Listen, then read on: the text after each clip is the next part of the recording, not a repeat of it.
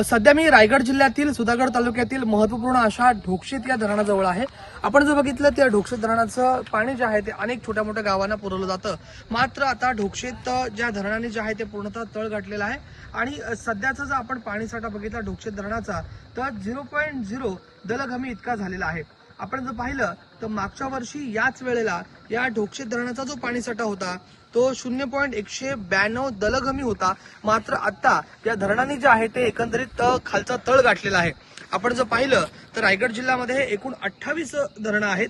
त्या 28 धरणापैकी जवळपास 70% धरणांनी जो आहे तो पाणीसाठा त्यांचा अतिरिक्त कमी झालेला आहे आणि त्या धरणाने जो आहे ते तळ गाठलेला आहे।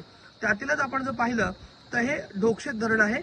ढोकशेत असो, कवेळे असो, उनेरे असो, कारले असो, कुडली असो आणि राणवली असो, या धरणामध्ये बहुतांश जो आहे तो पाणीसाठा जो आहे तो कमी झालेला आहे आणि त्यामुळे आपण जर पाहिलं तर रायगड वासियांवरती पुन्हा एकदा पाणी संकट येण्याचं जे आहे ते पाणी संकटाचं जे ते सावट सध्या एकंदरीत आपण जर पाहिलं तर आहे आणि या महत्वपूर्ण अशा धरणांमध्ये सध्या पाणीसाठा जो आहे त्या पाणीसाठ्याने तळ गाठलेला आहे।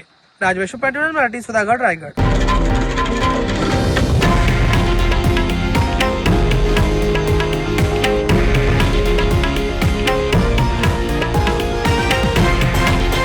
हे आहे देशातील नंबर 1 न्यूज नेटवर्क आणि आपण पाहत आहात TV9 मराठी, एकमेव।